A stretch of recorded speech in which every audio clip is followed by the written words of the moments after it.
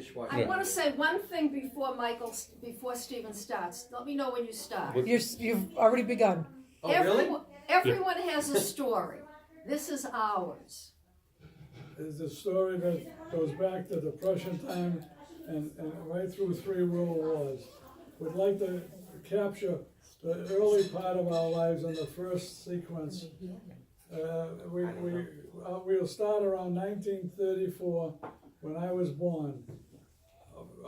Contrary to something I always believed that I was the oldest child, I found out I was not the oldest child, and that my mother had had a miscarriage in a marriage previously.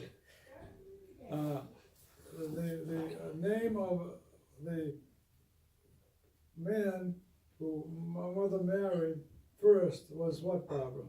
His name was Bruno Schwartz. He was a German. Definitely a German Jew. What happened was my mother moved in with him to a 3-decker in which his mother lived in the same house. And she was a very strong, overbearing person. She had mother-in-law problems. So she ended up coming home to her parents and she had a miscarriage. The reason I found this out is that I took her to the Social Security Department after my father died. And the man asked her, "Were you ever married before?" And she said, "Yes." I thought I would faint. I was in shock. The interesting thing is that when we had to research her divorce for purposes of her getting Social Security, there were exactly 3 divorces the entire year in Middlesex County. I know something about mother. By the way, I'm Michael. I was born December 23rd, 1939, and Barbara was born when? February 19, 1937. And Stephen was born? May 22nd, 1934. The earliest memory I have about Mother's marriage to Dad was that Dad came up because he had relatives in Cambridge, and he met Mother up here.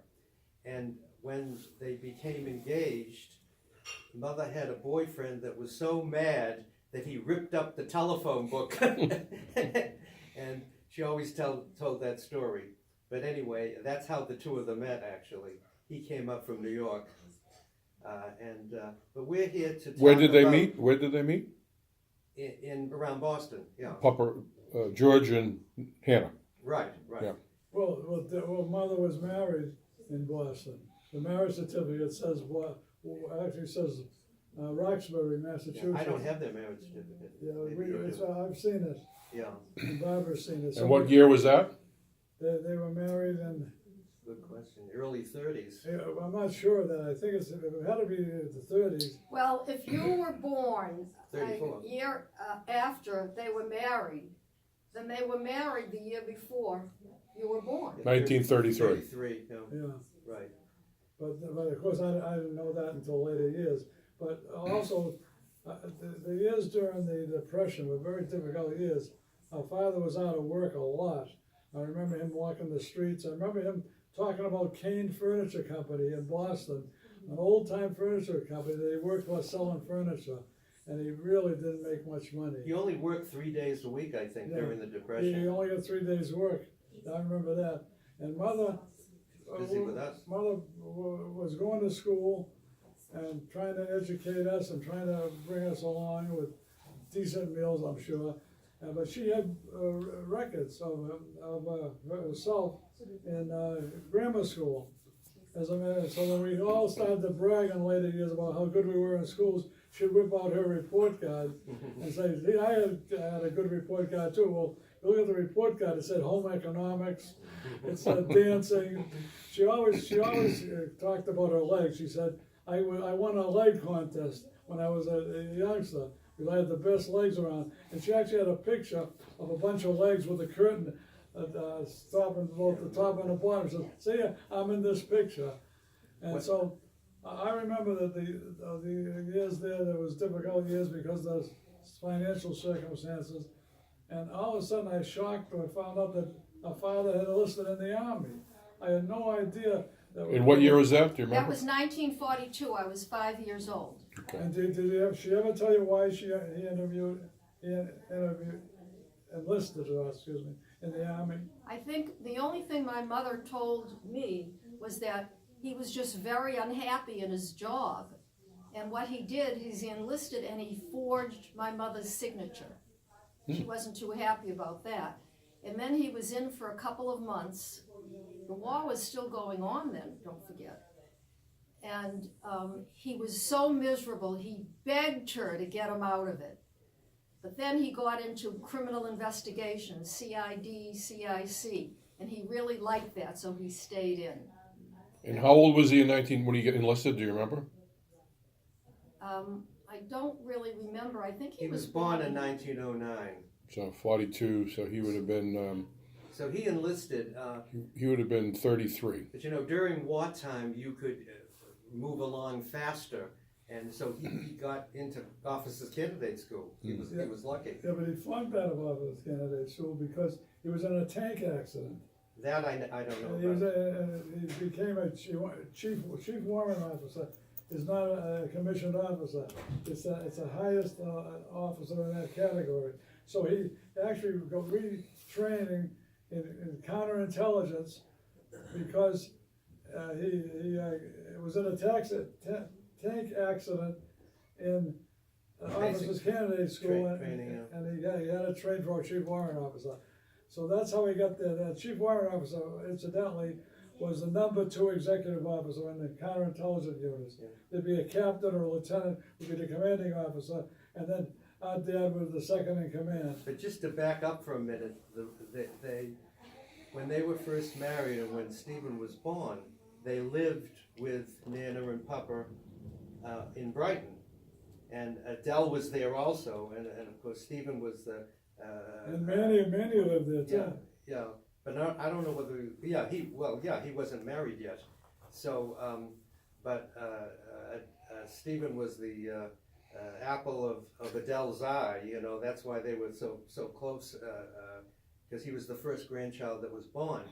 And so when they moved out, Mother and Dad took an apartment on Pearl Ave in Winthrop, and the rent was $35 a month. And it was a lot cheaper than living in the Boston area, in Boston. So that's how we happened to come to Winthrop. And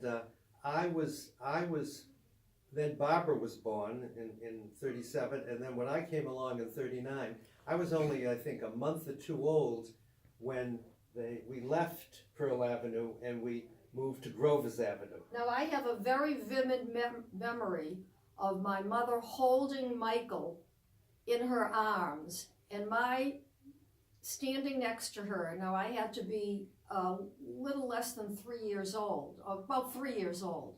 And she was holding my hand, and we were looking out of the apartment on Grover's Avenue over the ocean and the sky, and it was so beautiful. And my mother looked out and she said, "Look how green everything is." And I have that vivid memory, a very positive memory.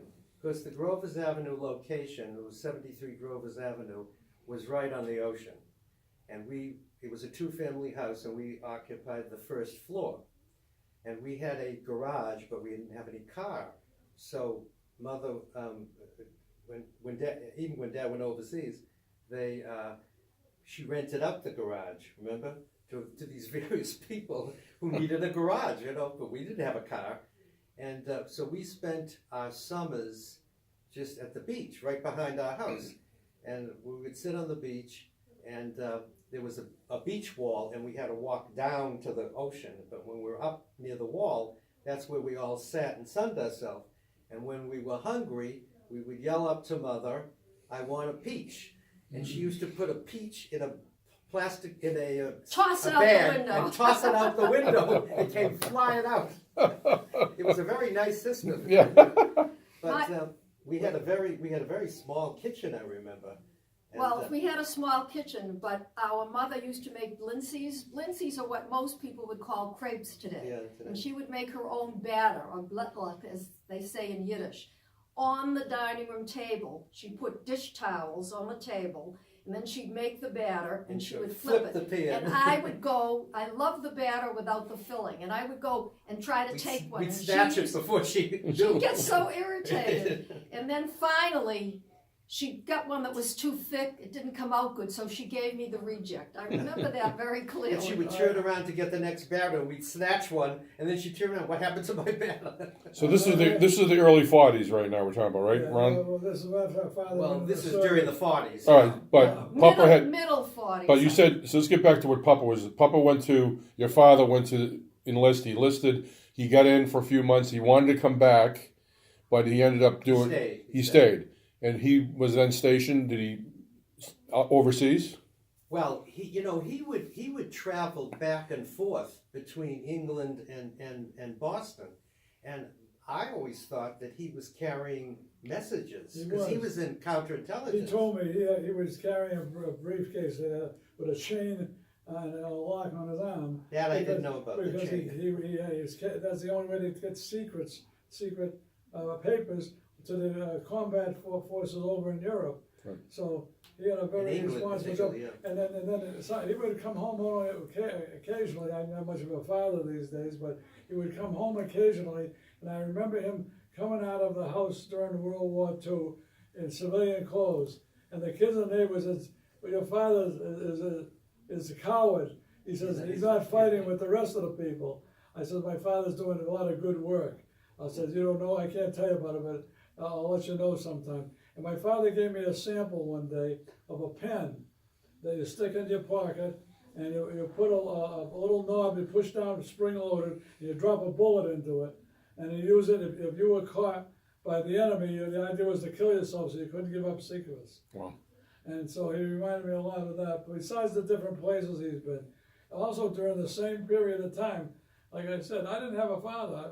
My father was gone all the time, so I used to write him letters. I used to write him letters about how I missed him and everything. And copies of the letters would come back, and a lot of stuff was penciled out by the censors. Censored, yeah. And so we had letters around with good thoughts, but a lot of things penciled out. But we never knew all the things that were going on. And of course, I was still in junior high school at the time, so I didn't grasp what was going on. One little anecdote about that.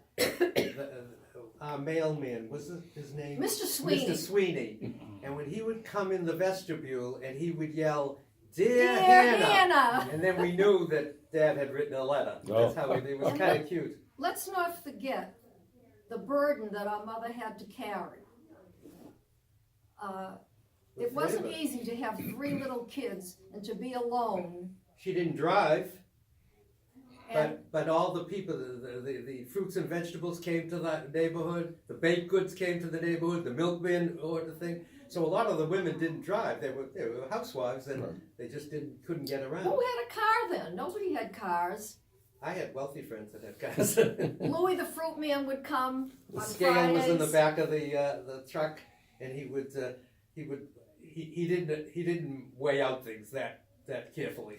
The Iceman came. The Whetstones above us, they had an ice box. And every week he would come with this monstrous, We had an ice box too for a while there. just this monstrous Block of ice. block of ice that he'd have on his back with a hook. Yeah. And he'd bring it all the way up the stairs. And of course the kids would all run after him.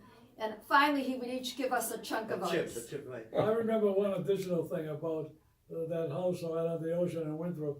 She would have a cover and a lock on the thermostats. An old Irish lady owned the building. The landlady. She was the Landlady. landlady. This is Meehan. She was awful. She'd keep the thermostat at 65. Yeah. No, and we couldn't raise it up because she had a lock on it. She had a lock on the box. It But was I have to tell you- in addition to that, you got to remember, her husband was a drunk.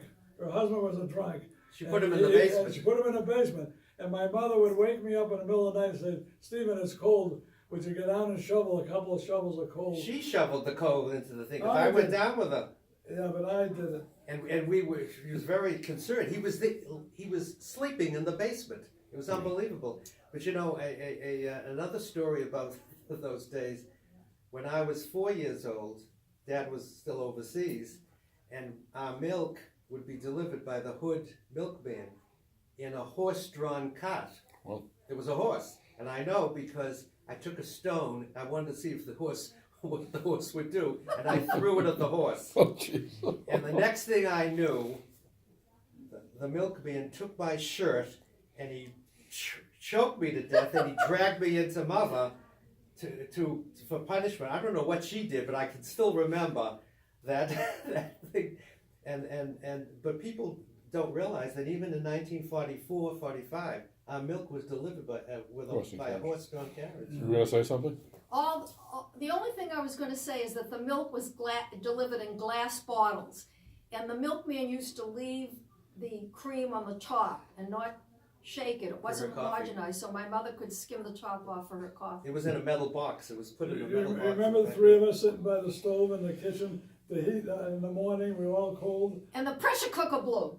Pressure cooker blew right up to the ceiling. Well, it blew in another time. The beef stew got off, not on that apartment. It blew in Brighton.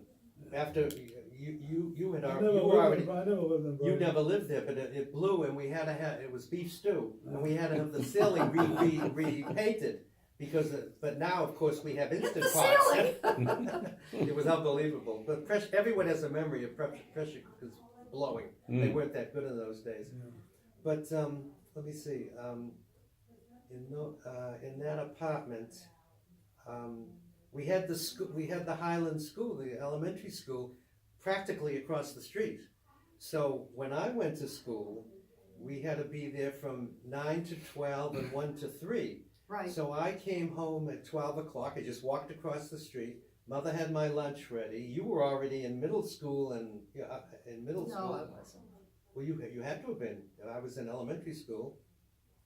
There's only 2.5 years difference between us. Yeah, but if I was in the 5th or 6th grade, Oh. well, actually, in the first few grades, yeah, you were in the same school for a while. Let me just tell you that. But I just to complete, when I would come home, Mother would have my lunch ready, and then I had like 45 more minutes, and I would take a nap. I would nap, and then I'd come You back to still school. do. Yeah, I know. I still take a nap in the middle of the day. When did Mother go to work then? I thought the minute you were in first grade, No, she no, went no, to no, no, work. no, no. You know where Mother worked? She She went worked into Boston. in a law firm in Boston. That's right. You know what happened Name was to me when Kissel. she went to work? You remember? Oh, I you was fell. playing hide and seek. I was about 8 or 9 years old. She was already working then in Boston. She would make a casserole. It was your job to heat it up for supper. And I was playing hide and seek, and I ran across the street and I got hit by a car. And I remember it just fell on the asphalt. And I remember the insurance man coming, and she had to settle that he paid Mother $80 because they considered it the driver's fault. And that's what they just wanted to sign off. Right. But I always remember Mother saying, she felt very guilty that she was working, but it was my fault. I just ran out in the street. Now, how did Mother get to work from Winthrop? She had to take a bus to Maverick Station. and then get on the subway. So Just she had to as make two things. Just as we all did when we went to school. When I went to BU. We had to take a bus. Oh, we walked a lot though. Oh yeah, we went to Oh, Boston.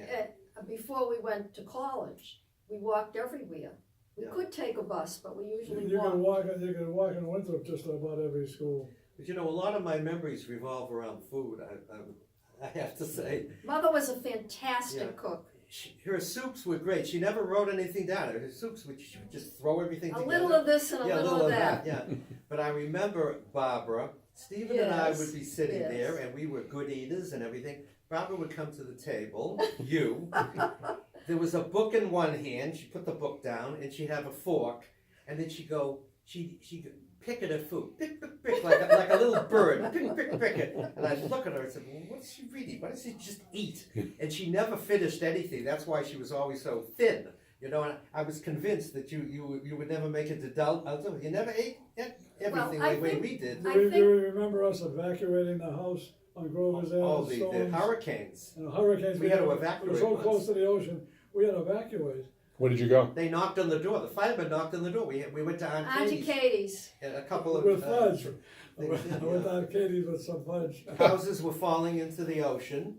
Bathtubs were floating. The seawall gave way. So it was it was a big hurricane in 1948. 1940. There was one in 46. There was one, later. Yeah. This was right at the end of the Second World War. I There was a actually big one. have Life magazine. I've saved it all these years about the hurricane. I have a picture at home of furniture floating in the water. Wow.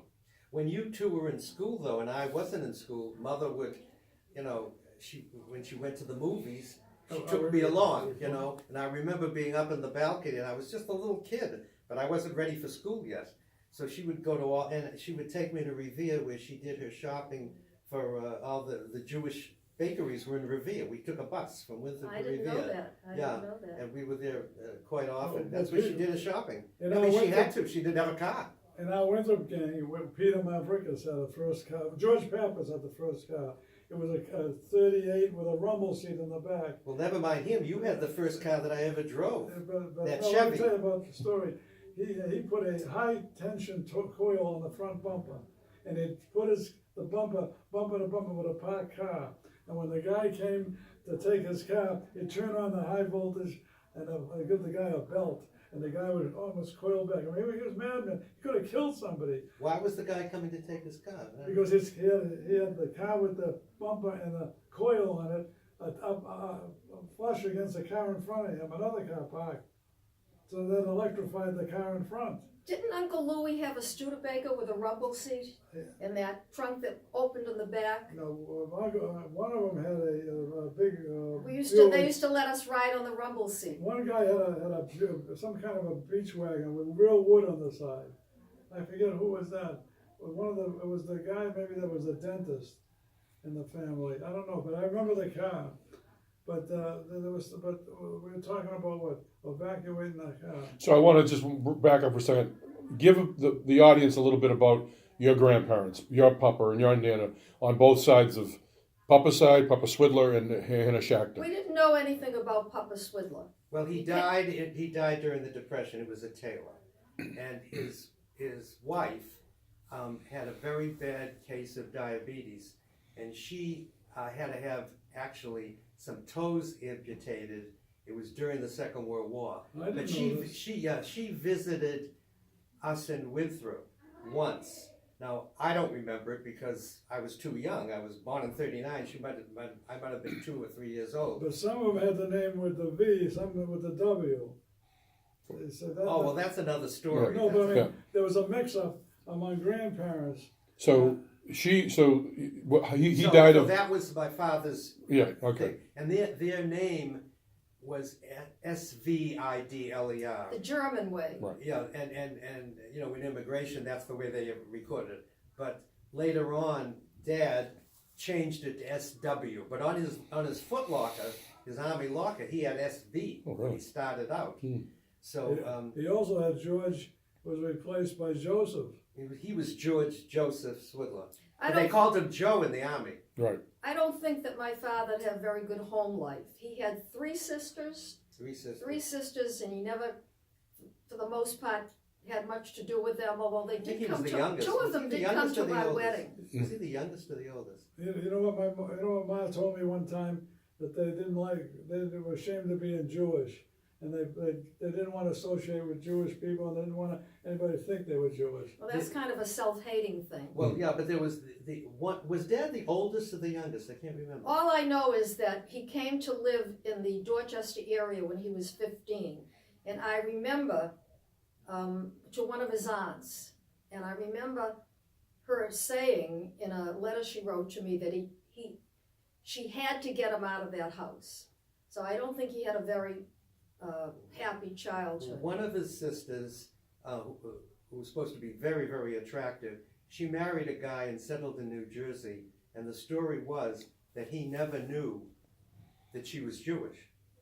I don't know how she kept this, but so she broke off. And then there was, and then the other 2. I don't know about the one in Long Island that came to your wedding. I met her. She looked a lot like Dad. I don't know who she married, but both of those had children. The 3rd sister lived on 5th Avenue. in New York, and she had a co-op. And in order to get there, I visited her once because I called her when I was in college at Middlebury in Vermont, and I just called her and I said, I'm going to be down in the area visiting my roommate who lived in New Jersey. And so I visited her. I went up an elevator to get to her floor, and she was the only one on that floor. Each floor, and they had this one elevator that serviced all the floors. And she married a guy, believe it or not, from Revere, Massachusetts. They never had any children. And Barbara looked like her. I don't know if I ever told you that. She showed me a picture of Dad's father, the tailor, and this picture was very overweight, I remember. And it was the only picture I ever saw of him. She never gave me any pictures. I never asked them, but I did meet her. They took me out to dinner, and that's all I know about his three sisters. There's obviously two of them had children. There's a whole bunch of first cousins out there we don't know anything about. Right. My grandmother was born in this country, isn't that correct? No. No, she wasn't. She was no, born no. in Latvia. Yeah. Oh yeah. She was born in Latvia, and I think they moved to Krakow. Well, I remember her saying she was.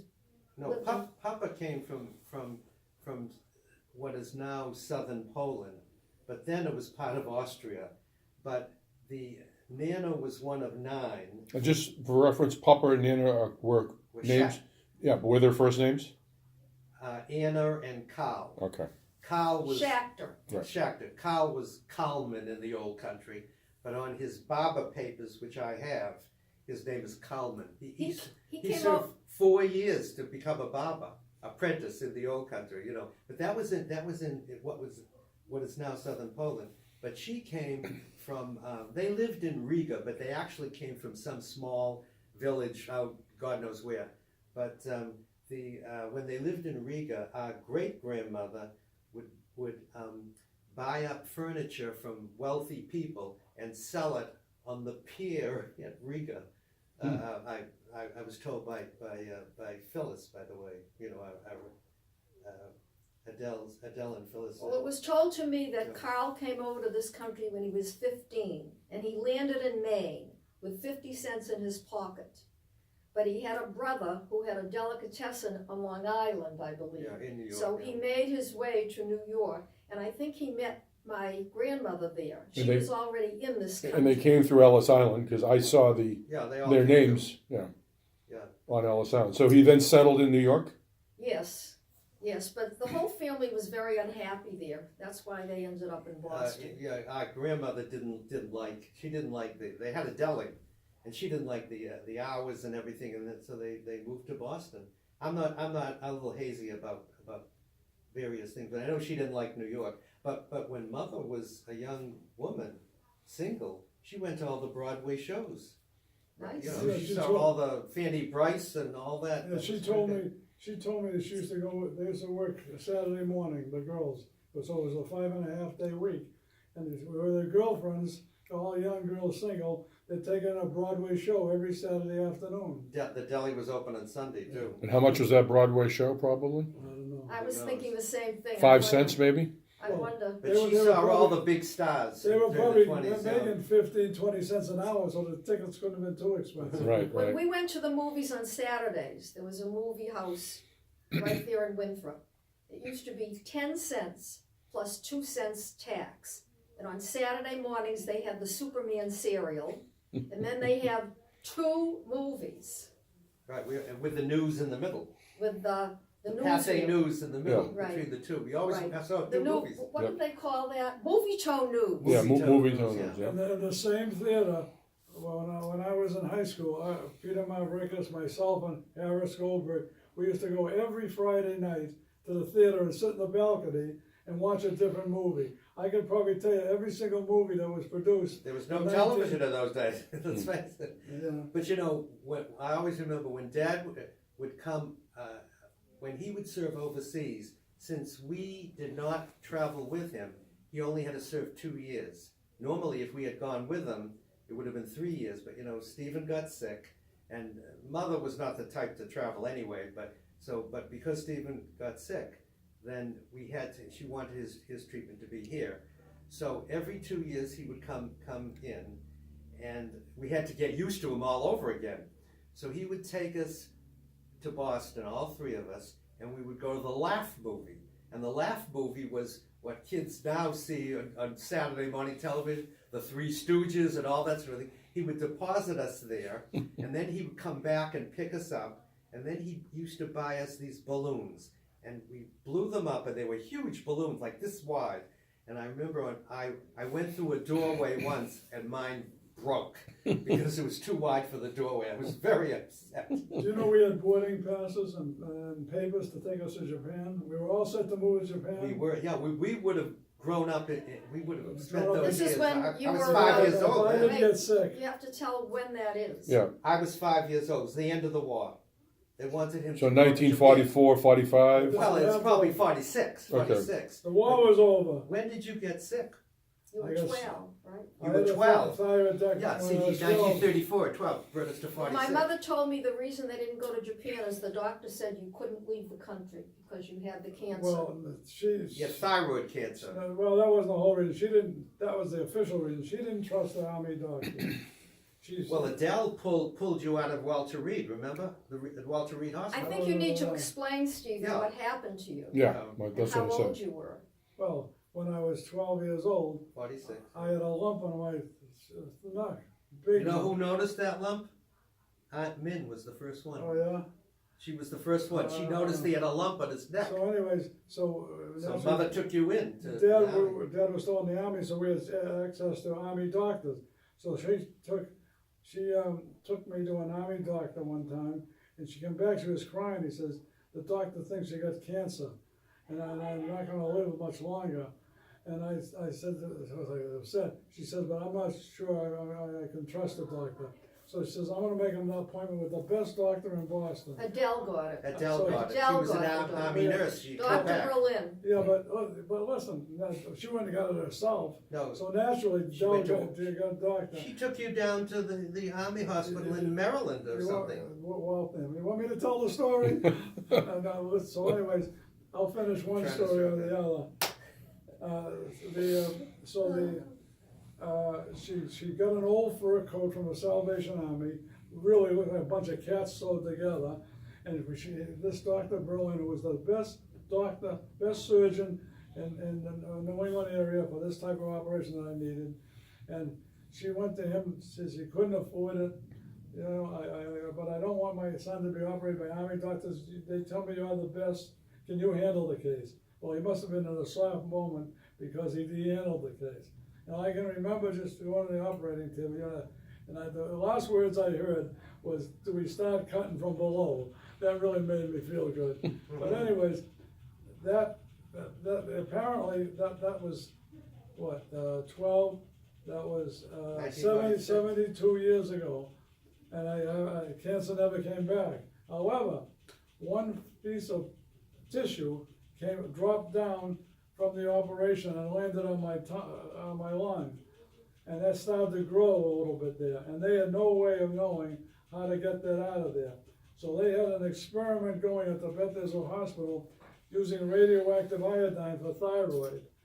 And so I was the very first person in the New England area to have radioactive iodine for a thyroid condition. And it was successful, although it took 2-3 years to prove it. And to this day, it's still written in the books. They keep telling me I made history in the books. But they eventually got the piece of tissue burnt out. And I had a somewhat normal life. I missed a lot of school. In fact, that year, I missed 54 days of school. They kept And I bringing still you got- back. And they want to get me back, but we said, well, listen, if we drop Latin, you get passable marks. So they made me drop Latin, and I was happy. And then they passed on what I had left. That was in the 7th grade.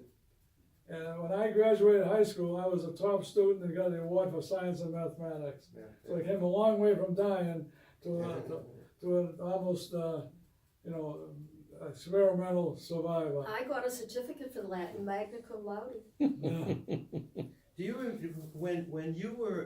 remember the narrow gauge Sure. train? The old narrow gauge railroad. All right. Where that house is filled in now. Yeah. Well, I don't remember the train because I was too young, but a train would come from Boston, from East Boston into Winthrop, an actual train. And when they discontinue it, by then I was about 4, 5, 6 years old. And so all we had near our house was the trestle, and it was way down, it was way below ground. And they hadn't covered it over the way it is today. And I toppled down into the trestle. And hit his head. And Dad they would- had to bandage my whole head, and I had just one thing for the nose and 2 for the eyes and a little for the mouth. And that's the way I walked around. And it took an awful long time before that bandage came down. But I never actually saw the train, but it was running. I think it was running when you were. I don't remember. No, It wasn't when we moved to the Highlands, No they had train? just stopped service, Yeah, and that's my right. understanding is that That's the right. old narrow gauge railroad Yeah. ran from Point Shirley, which is the furthest point in Winthrop, Winthrop. through Revere. It ran right down the center of town, and they would filled it in with as a dump. But it was right near our house. Right near Right our near house, our we could property, see it, Rovers and Avenue. every day, more and more. I think it might have been, I don't think it smelled, so it might have been a certain kind of stuff that they were dumping. I don't think it was actually garbage, but eventually they filled it in, and Near our house, eventually. they filled it in because that's how I fell right down in. Right. I don't know how I fell down there. See, but I did. I don't remember as much about my father as apparently you two did. I only remember that my mother had almost the whole responsibility. She did. I You remember did. her crying her eyes out when he fell, and she had to handle that alone.